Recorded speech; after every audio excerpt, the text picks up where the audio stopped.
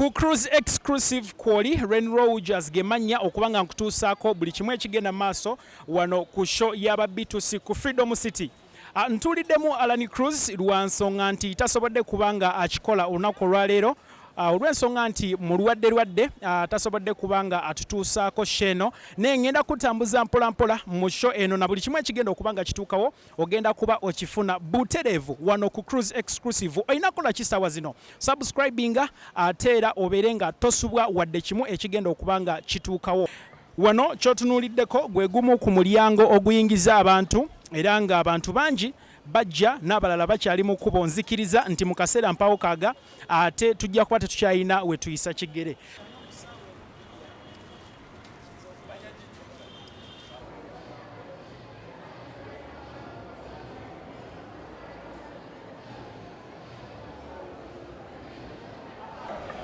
Saawa zino tuli ku Freedom City munda mwennyini.